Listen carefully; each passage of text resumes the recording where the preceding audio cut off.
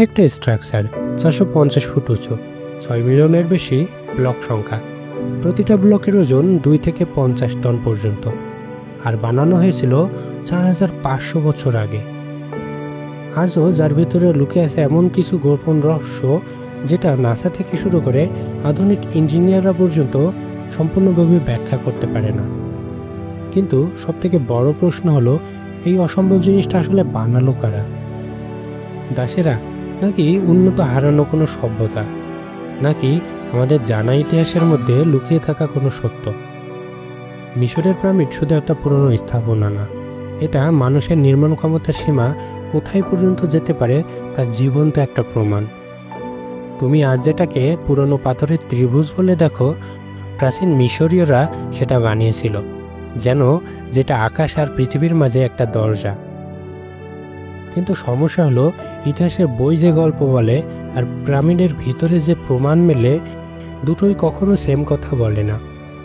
ইতিহাস বলে ফারাও খুফুর নির্দেশে হাজার হাজার দাস এই পিরামিডটি বানিয়েছিল, কিন্তু সত্য হলো আজ আমরা যত গভীরে এটাকে দেখছি ততই রহস্য বাড়ছে। আর এই রহস্যর উত্তর হয়তো আমাদের পুরো সভ্যতার বিশ্বাসকে বদলে দিতে পারে। চলো যাত্রা শুরু করি 4500 বছর আগের সেই রাজ্যে। দাসেরা কি সত্যি এই পিরামিডটা বানিয়েছিল?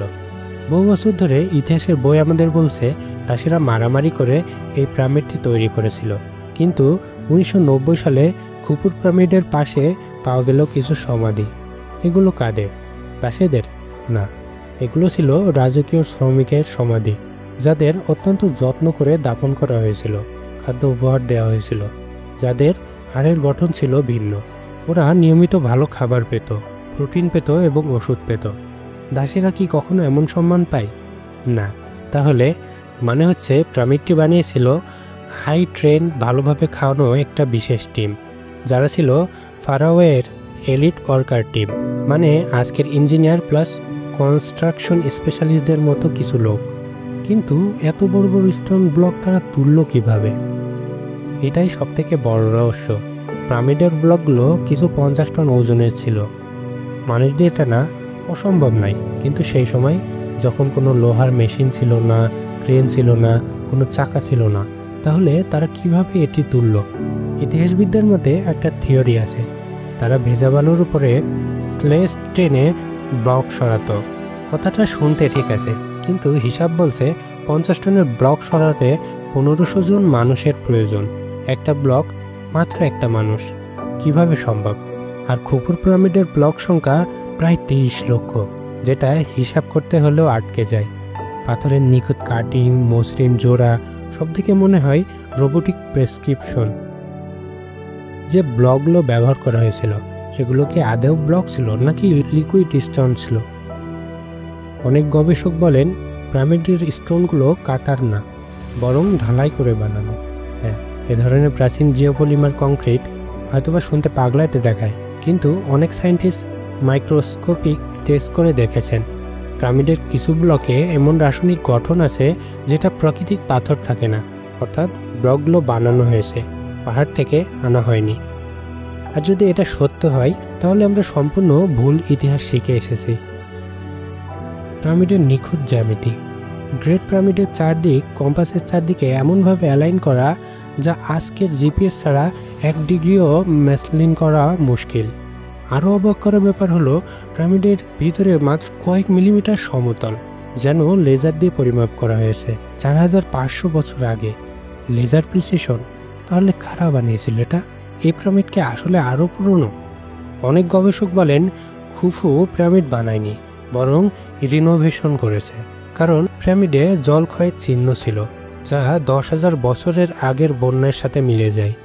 তাহলে এই পিরামিড কি আরও পুরনো একটি হারানো সভ্যতার রেপ্লিকা, যাদের প্রযুক্তি এতটাই উন্নত ছিল যা আমরা এখনো কল্পনাও করতে পারি না? আমরা আধুনিক মানুষ, অনেক কিছু জানি, অনেক কিছু ভাবি, কিন্তু সত্যিকারের ইতিহাস আমাদের কল্পনার থেকেও বড়, গভীর এবং অজানা। আজকে সবথেকে গ্রহণযোগ্য সত্য হলো পিরামিড বানিয়েছিল হাই স্কিল ইজিপশিয়ান ওয়ার্কাররা, কোনো দাসেরা নয়।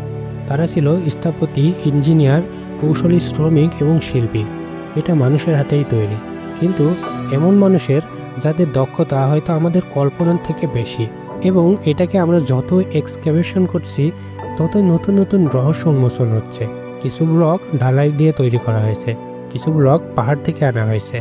অভ্যন্তরীণ কক্ষের সিক্রেট করিডর এখনও পুরোপুরি স্ক্যান হয়নি। পিরামিডের ভিতরে ইলেকট্রোম্যাগনেটিজম এখনও আনএক্সপ্লেনেবল। অর্থাৎ সত্যি কথা হলো, আমরা এখনও পুরোপুরি জানিই না এই পিরামিড আসলে কিভাবে তৈরি হয়েছিল।